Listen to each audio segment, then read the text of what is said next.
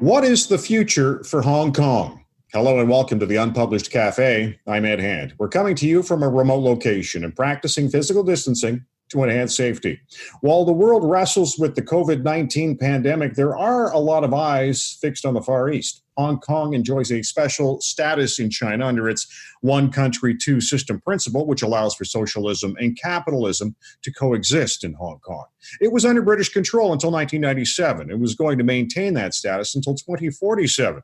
But China's been clashing with protesters in Hong Kong as it attempts to put in new security legislation, which would make it a crime to undermine Beijing's authority. It would also, or could see, China installing its own security agencies. The legislation passed this week is drawing international furor.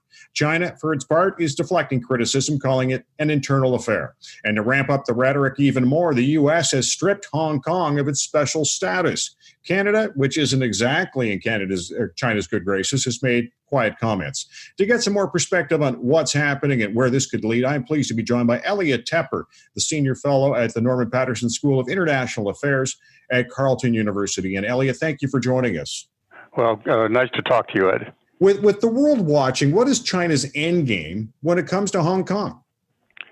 The end game has been clear from the beginning. That is, Hong Kong, after 150 years of being under British colonial control, reverted to China, sovereign China, and it was going to be part of China's sovereignty under an agreement in 1997. That's when the 99-year British lease ran out, and under a 1984 formal agreement, China said we are going to reclaim our territory with consent of the British, and it will have, as you pointed out, however, a neat formula: one country, definitely, but two different systems, which allowed Hong Kong to evolve to the status we've seen it today. We should note that the democratic and legal infrastructure that was put in by the British was put in shortly before their own departure, but it has evolved to the point where Hong Kong has, in its own mind, developed a distinct personality, a distinct identity. They can't use the word sovereignty, but they have evolved into a vibrant, democratic, international financial center. The U.S. strips Hong Kong of its special status. What does this do? Well, once Xi Jinping made this move, then the U.S. responded. We should remind ourselves how we got to this situation. China has slowly been trying to chip away at the one country, two systems formula for quite some time, and the people of Hong Kong have taken to the streets repeatedly to say, no, that's not on, and China backed off until everybody was looking someplace else. That is, COVID-19, which did originate in China, has distracted the world, and while we are distracted, they've decided to move by putting in the kinds of measures you mentioned. And Donald Trump has now said, okay, we now are going to react to this. We're not going to accept it. And then he did something, a number of things actually, but the main thing, which is what you mentioned, is stripping them of their special status. Their special status meant, even though they were part technically of China, they were a capitalist bastion and a bastion of freedom as well, and democracy and rule of law.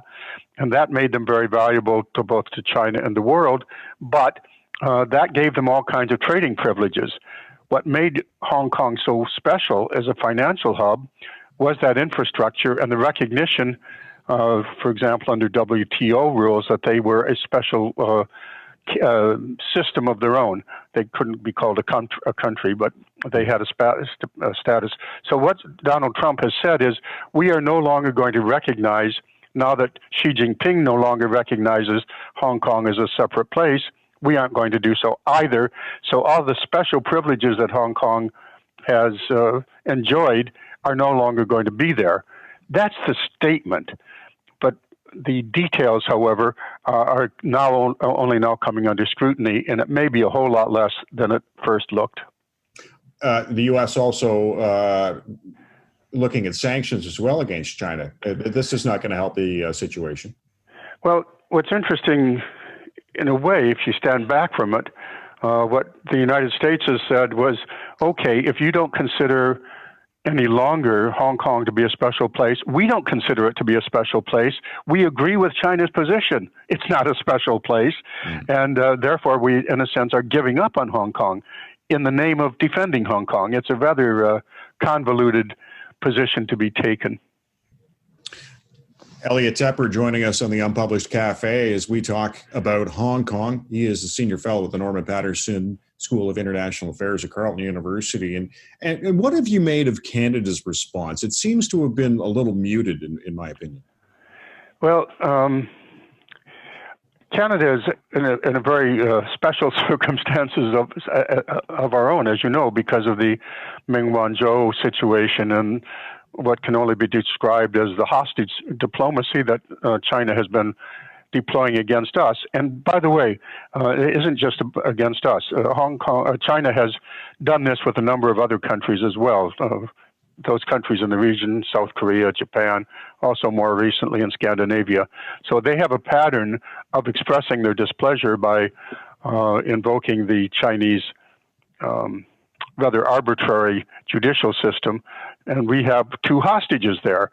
That is the kind of thing that will condition any government's response, because anything we do could lead to even harsher treatment.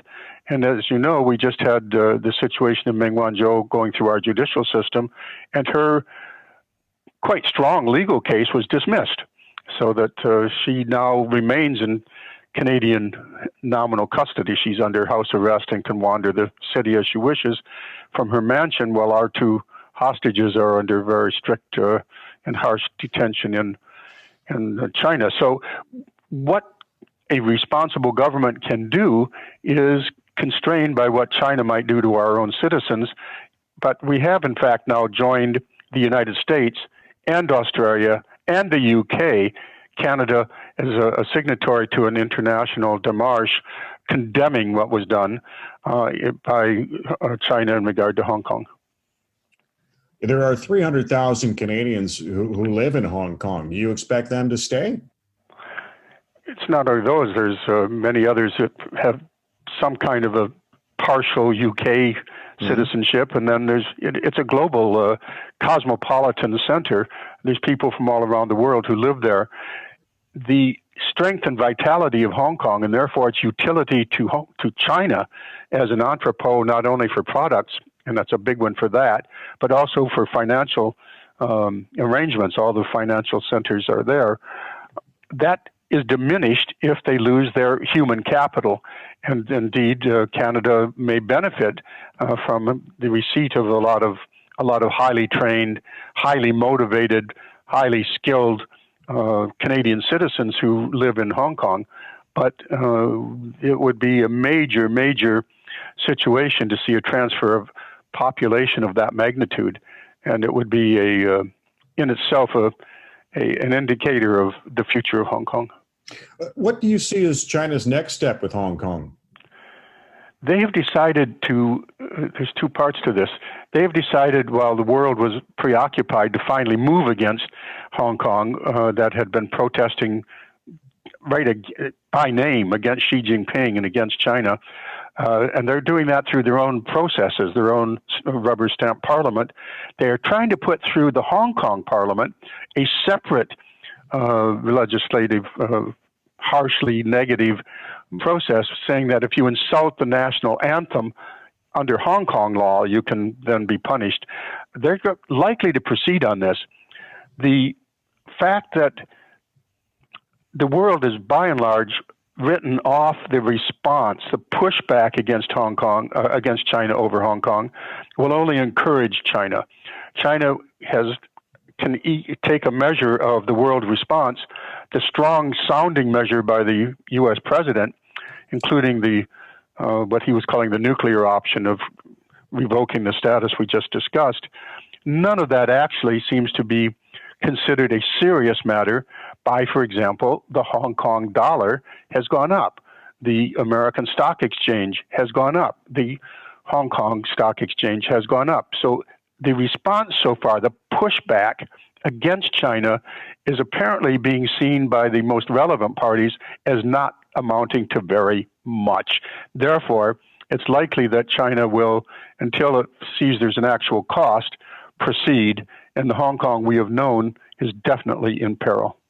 In terms of the world dealing with China, they seem to be obviously between Hong Kong. Obviously some of the blames about the COVID-19 virus. A lot of people do a lot of business with China. Do you see that starting to scale back, or are people sort of locked in and won't be able to?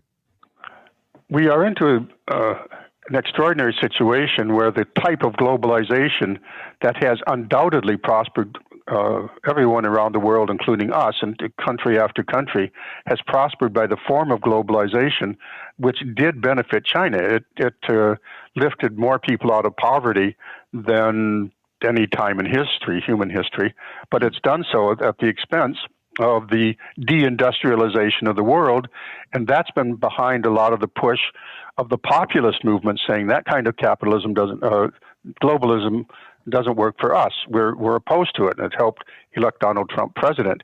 We are in a situation where country after country is now going to say we have to have at least more economic autonomy than we've thought in the past, but that in turn means, in ways which I don't think has been thought through, that if you're going to have more economic autonomy, that is, if you're going back to reindustrialization, which is very desirable in so many ways, it also means, as in market terms, inefficiencies. That is, we're likely to be asked to pay more for products made locally than the kind of global supply chains that have transformed the world so dramatically.